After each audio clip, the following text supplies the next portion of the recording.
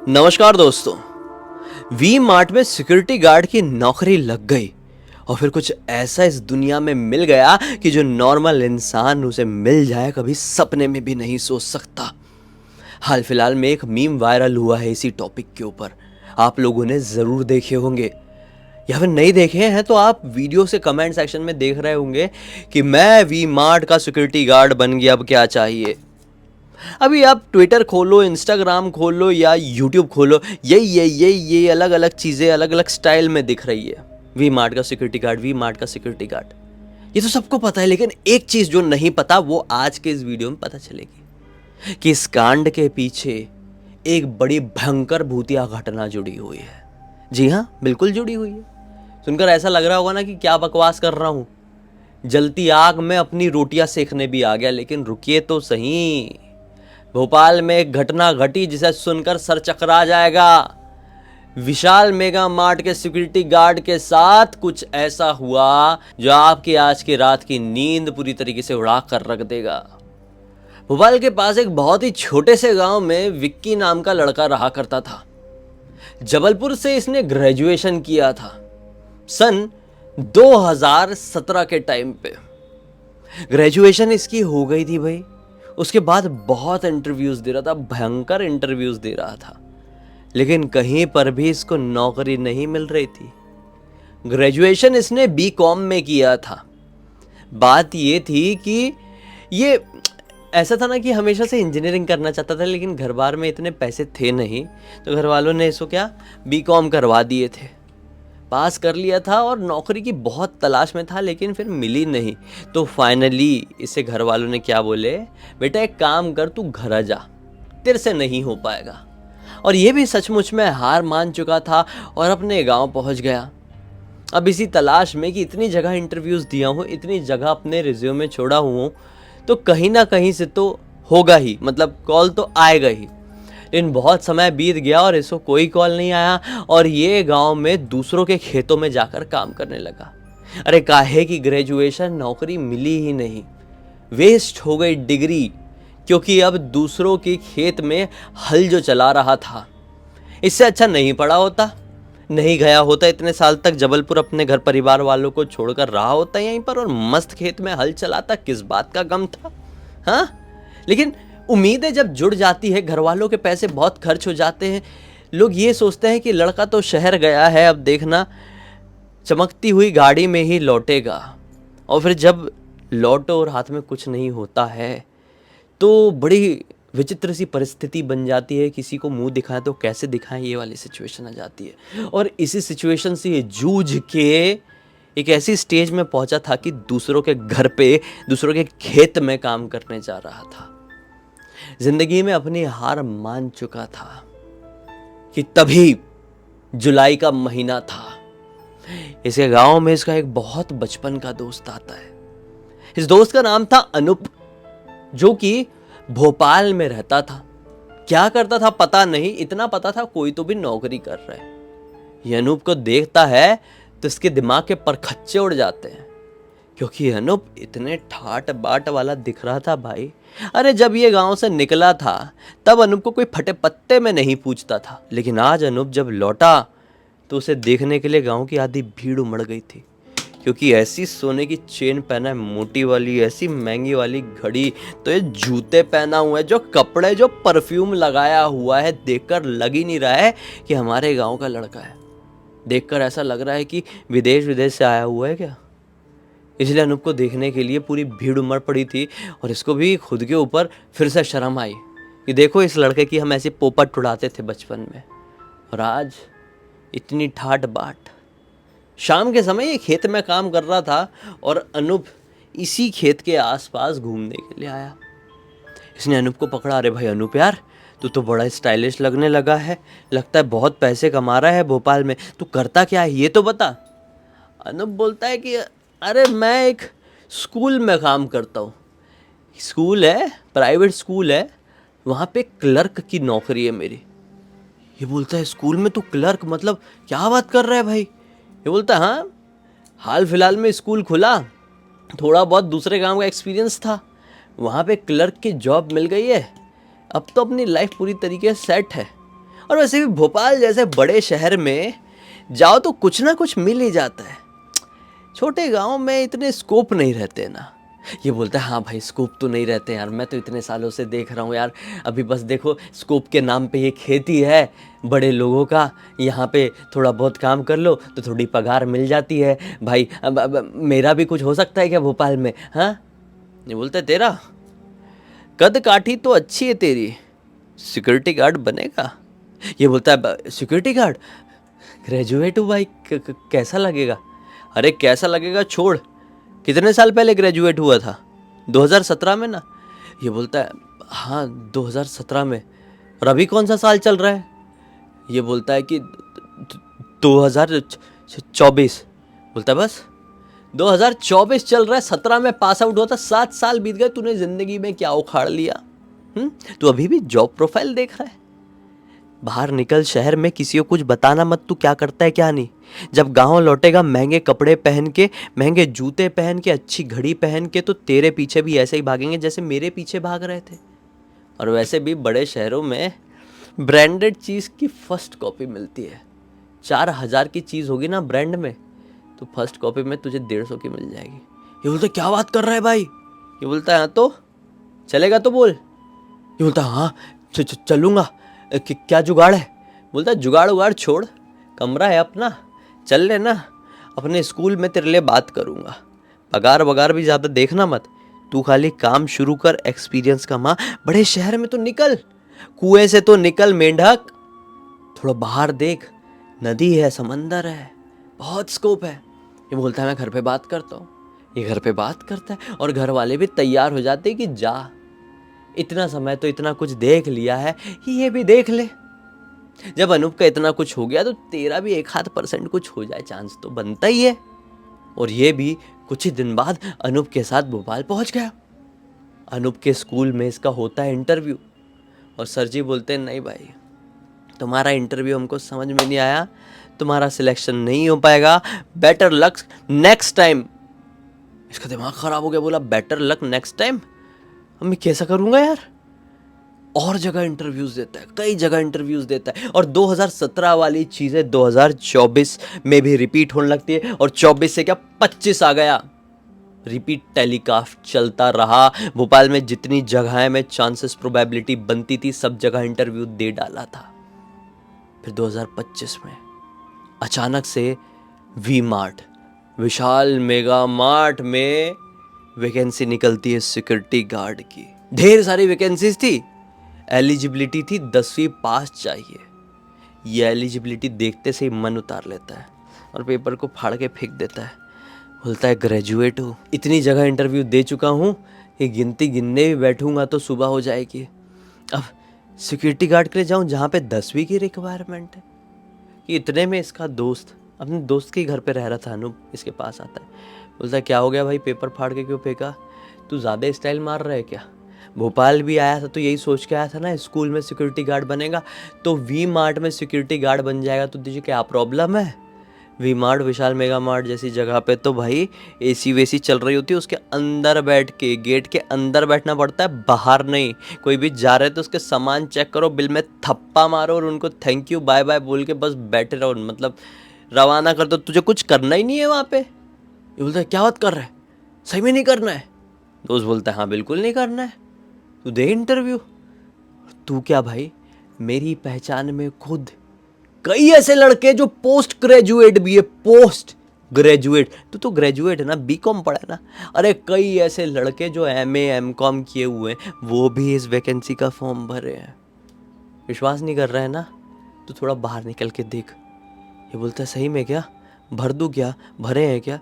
तो भरे थे, लिटरली 10th तो बोलने वाली बात थी। इस वैकेंसी के लिए इतने लोगों ने फॉर्म भरे, इतने लोगों ने फॉर्म भरे कि मैं आपको क्या एक्सप्लेन करूं। 10वीं के बच्चे, 12वीं के पास आउट लोग, बच्चे नहीं मतलब पास आउट लोग, ग्रेजुएट, पोस्ट ग्रेजुएट, किस ने इसके फॉर्म नहीं भरा? हाँ, सिलेक्शन उसी का होना था जो लकी ड्रॉ जैसे ऐसा निकल जाता है इस भीड़ में से। मीम ये बन गया है, हालांकि ये मीम बन गया है, लेकिन ये बड़ी दुखद खबर है, ये बड़ी चिंता करने वाला विषय है कि क्या नौकरी नहीं बची हुई है? पोस्ट ग्रेजुएट लोग भी वी मार्ट में सिक्योरिटी गार्ड के लिए फॉर्म भर रहे हैं। ये परिस्थिति आ गई है आज की युवा पीढ़ी की। ये परिस्थिति आ गई है आज हमारे बड़े बड़े शहरों में। खैर, ये इंटरव्यू वगैरह देता है और उम्मीद छोड़ देता है कि मेरा कुछ होगा। इसने देखा था बहुत हाई फाई टाइप के लोग आए हुए थे यार, लंबे चौड़े पढ़े लिखे फर्राटे से, इंग्लिश भी बोल रहे हैं। हाँ, आए थे। कुछ ही दिनों बाद इसको कॉल आता है और फ़ोन के दूसरी तरफ से बोला जाता है, बधाई हो, आप वी मार्ट के सिक्योरिटी गार्ड के लिए चुने जाते हैं। ये ऐसा खिलखिलाता है, ऐसा नाचता है, ऐसा कूदता है, ऐसी खुशी मनाता है जिसकी कोई लिमिट नहीं थी। ये वीडियो भी बनाता है और वीडियो हो जाता है वायरल। बहुत ही कम समय में ट्विटर, इंस्टाग्राम, यूट्यूब, हर जगह वी मार्ट में सिक्योरिटी गार्ड बन गया, विशाल मेगा मार्ट में सिक्योरिटी गार्ड बन गया, क्या चाहिए, ये मिल गया है, वो मिल गया है, दुनिया जीत लिया हूँ। ऐसी चीज़ें उड़ गई, ऐसे हैशटैग ट्रेंड किए विशाल मेगा मार्ट से जुड़े हुए, ऐसे कमेंट वायरल हुए। कमेंट भी वायरल होते हैं, कमेंट करने से भी लोग रातों रात स्टार बनते हैं। क्या कहना चाह रहा हूँ समझ रहे हो कि नहीं? तो कर दो धमाकेदार कमेंट। हाँ, मैं क्या बता रहा था, मैं खो गया था। तो इसने देखा कि अरे बाप रे, मैं तो वायरल भी हो गया और नौकरी भी मिल गई है। ये बड़े ठाट बाट से रहने लगा, अपनी जॉब जाता, रात में घर पहुंच जाता, रात में मैक्सिमम 10:30 बजे के आसपास घर पहुंचता। एक दिन की बात है, 1-2 हफ्ते तो बीत चुके थे, 2 हफ्ते बीत गए थे। 16वें दिन ये अपनी ड्यूटी ख़त्म करके, सब बंद हो गया था, अपने घर को लौट रहा था। सिचुएशन ये हो गई थी ना कि ये इतना ज़्यादा खुशी में डूब गया था कि पीने पाने भी लगा था। इन्जॉय कर रहा था अपनी फुल लाइफ को। पहले तो नहीं करता था, लेकिन अभी फुल लाइफ को इन्जॉय कर रहा था। तो बंद कर कुरा के वी मार्ट से अपने घर की तरफ जा रहा था। इसे मार्ट से घर के रास्ते के बीच में एक ऐसा रास्ता मिलता था जो लगभग 1 किलोमीटर तक सुनसान रहता था। इसी सुनसान रास्ते के स्टार्ट होने से जस्ट पहले एक शराब की दुकान थी। इसने सोचा कि रुक जाता हूँ, आज का मौसम बहुत बढ़िया लग रहा है, बारिश का माहौल बना हुआ है, एक आध बोतल खरीद लेता हूँ बियर की, मस्त मारूंगा और फिर आराम से जाके फैल के सो जाऊंगा। अगले दिन की मन पड़ा तो छुट्टी लूँगा। मस्त लिया है, वहीं पर बैठ के गटागट मारा है और फिर उस सुनसान रास्ते को पकड़ के घर की तरफ चल पड़ा।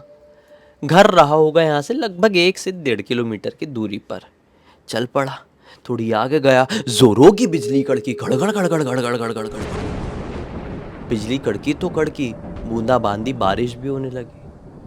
इसने बोला कैसा करूँ यार, उतर जाएगी, ज़्यादा भीग गया तो उतर जाएगी। फिर अचानक से बारिश तेज हो गई और सामने दिखाई दिया एक बड़ा सा बरगद का पेड़। भागा उस बरगद के पेड़ की तरफ, सोचा इसके नीचे थोड़ी देर रहता हूँ, थोड़ी देर में बारिश थम जाएगी तो फिर घर की तरफ आगे जाऊँगा। ये वहाँ पे रुका तो क्या, बारिश रुकने का तो क्या बोले भाई, बारिश इतनी तेज़ बढ़ गई, इतनी तेज़ हो गई कि मैं क्या एक्सप्लेन करूँ। बहुत तेज़ बारिश होने लगी। इसने बोला यार ये तो बहुत बुरा फंस गया हूँ मैं। ये काफ़ी ज़्यादा भीग भी गया था। अब इसको खड़े खड़े यहाँ पर लगभग 15 से 20 मिनट हो चुके थे। अचानक से इसे एक बच्चे के रोने की आवाज़ सुनाई देती है। घबरा गया। इतनी सुनसान इलाके में जहाँ इतनी देर से बारिश हो रही है और पूरे रास्ते में मेरे अलावा कोई नहीं है, वहाँ पे अचानक से बच्चा कहाँ से रोने लगा। ये पेड़ के ऊपर देख रहा है, इधर उधर देख रहा है, कोई बच्चा नहीं दिखाई दे रहा है। कि इतने में ये सोचता है कि पेड़ के पीछे तरफ जाके देखूं, क्या पीछे से आवाज आ रही है क्या। ये पीछे की तरफ गया तो क्या पाया कि पीछे तो एक औरत है, एक बच्चे को गोदी में लेकर चुप कराने में लगी हुई है। तुरंत उस औरत से बोलता है, अरे आप कौन हो और इतनी रात गए इस पेड़ के नीचे ऐसे क्यों बैठी हुई हो। औरत इसकी ये बात सुन के रोने लगी। ये बोलता है क्या हो गया, बताओ तो सही। उसकी औरत बोलती है कि मेरा पति मुझसे बहुत लड़ाई किया है और पीट पाट के मुझे और मेरे बच्चे को यहाँ से भगा दिया है। मेरा घर थोड़ी आगे ही है, मेरी थोड़ी मदद कीजिए ना साहब। इतनी रात गए, इतनी बारिश में, ऐसी जालिम दुनिया में मैं कहाँ जाऊंगी। कुछ समझ में नहीं आ रहा था तो यहीं बैठ गई हूँ साहब। 2-4 लड़के भी पीछे पड़ गए थे, आ रही थी तो अकेली औरत को देखकर लोग कैसी कैसी नजरें बनाते, ये तो आप समझते होंगे ना साहब। मेरी मदद कीजिए, मेरे पति से थोड़ा सा बात करके भले ही आज रात से एक रात मुझे बिता लेने दीजिए घर पे, फिर मैं खुद ब खुद अगले दिन चली जाऊंगी, लेकिन इतनी मदद कर दीजिए आज रात के लिए। मुझे मेरे पति घर पे ही सहारा दिला दीजिए। मैं अकेले जाऊंगी तो फिर पीट पाट के मुझे बाहर भगा देगा। आप थोड़े दम दिखा के जाओगे तो मदद मिलेगी। आप बोल देना आप मेरे भाई हो साहब। जैसे ही ये बात इसने बोली कि आप बोल देना आप मेरे भाई हो साहब, तो उसको थोड़ा सा, आप कुछ भी कहो, आदमी है, पिघल गया। यहाँ पे दया आ गई इस औरत के ऊपर, इस रोते बिलखते बच्चे के ऊपर।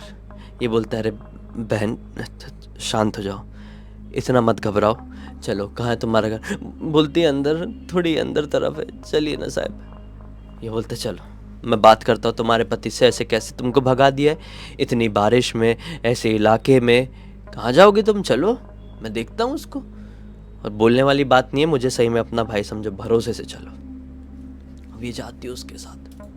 थोड़ी आगे जाने के बाद, जंगल वाले रास्ते से थोड़ी आगे एक बस्ती थी, मेन भोपाल में थोड़ी एक बस्ती में, उस बस्ती में एक घर दिख रहा था। पूरे इलाके में सिर्फ एक घर है, बाकी इक्का दुक्का दूर दूर पे घर है, उनकी लाइट वाइट बंद है। इस घर की लाइट चालू थी, हाँ, दरवाज़ा भी खुला हुआ था। इसने बोला यही घर है। औरत बोलती है हाँ साहब, आप आगे आगे चलिए, मुझे घबराहट होती है, मेरे पति राक्षस से कम नहीं है, उनको देखते से ही मुझे डर लगने लगता है, आप आगे चलिए। बोलता है अच्छा तुम मेरे पीछे पीछे आओ, चिंता मत करो। ये उसके पीछे पीछे, मतलब उसको अपने पीछे पीछे लिए और चल पड़ा। बच्चा भी औरत की गोदी में ही है। घर के अंदर जैसे ही घुसता है तो घर के अंदर से बहुत गंदी स्मेल आ रही थी। ये बोले किस चीज़ की स्मेल है यार। ये अंदर वाले कमरे में गया। अंदर वाले कमरे में जैसे ही पहुंचता है तो घना अंधेरा था। वो किसी चीज़ से बहुत ज़ोर से टकराया और गिरने जैसा हो गया। जैसे ही गिरा तो अपने आप को संभालने के लिए ज़मीन में हाथ लगाया। हाथ लगाया तो कुछ गीला गीला था। ये बोलता है ये यहाँ पे क्या है। पीछे से औरत कहती है साहब वो बटन है लाइट की, चालू कीजिए ना, देखिए क्या है। जैसे ही उसने बटन ऑन किया, अपने हाथ में देखता है तो क्या पाता है, हाथ में था खून। खून को देख के इसकी जान सूख गई और वहीं पे इसकी नजर नीचे पड़ती है तो पूरे जमीन में खूनन खानन फैला हुआ है। ये फड़फड़ा के पीछे हटा, बोला शिट ये क्या है। उसे अचानक से एक औरत उल्टी पड़ी हुई दिखाई देती। उल्टी पड़ी थी औरत। इस औरत के पास जाता है, उसे कंधे में हाथ लगाता है। जैसी उस औरत को पलटाता है तो क्या देखता है, यह मृत शरीर, ये लाश किसी नॉर्मल औरत की नहीं बल्कि उसी औरत की थी जो इसे यहां तक लेकर आई थी।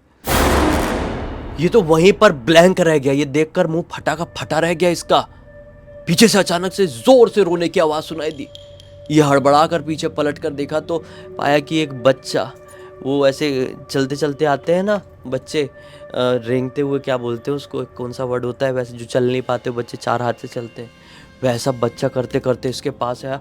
ये वही बच्चा था जिस औरत की गोदी में इसको दिखा था। वहाँ पे देखता है कि वो बच्चा कहाँ से आ रहा है, तो भागते हुए वो दूसरे कमरे में पहुंचा तो क्या पाया कि उस दूसरे कमरे में तो एक आदमी है जो उल्टा पड़ा हुआ है। शायद वो भी निपटा हुआ था, उसकी भी सांसें रुकी हुई थी। पीछे इसकी कोई दूसरी औरत नहीं खड़ी थी। बहुत जोर से चिल्लाया, घबराहट के मारे मदद के लिए पुकारा, बचाओ बचाओ, कोई नहीं आया। अब इसको समझ में आया कि मुझे मोबाइल निकाल के पुलिस को फ़ोन करना चाहिए। पुलिस को फ़ोन किया, पुलिस यहाँ पर पहुँची, ये सब नज़ारा देखी, यहाँ पे सब उठाई और बोली कि तुझे कैसे पता चला। तो इसने बोला साहब ऐसा ऐसा हुआ था मेरे साथ। वो जो औरत मरी पड़ी है ना, उसकी आत्मा खुद एक बच्चे को लेकर मेरे पास आई थी, मुझसे वो पेड़ के पास मिली थी बरगद के। पुलिस वाला बोलते है गया हुआ है क्या तू यहाँ से, हाँ इधर आ वाला, दारू पी के बकवास कर रहा है, निकल जा, दिखना मत। साला पी पा के यहाँ से गुजर रहा होगा, स्मेल आई होगी तो अंदर देख लिया और उल्टी सीधी बातें बना रहा है, अफवाह फैलाता है। मुंह मत दिखाना अपना और फालतू की बातें किसी के सामने करना मत, चले गए यहाँ से। और ये वहां से निकल गया क्योंकि पिया तो हुआ था ही है। इसने ये बात अपने दोस्त अनूप को भी बताया, लेकिन अनूप ने भी विश्वास नहीं किया।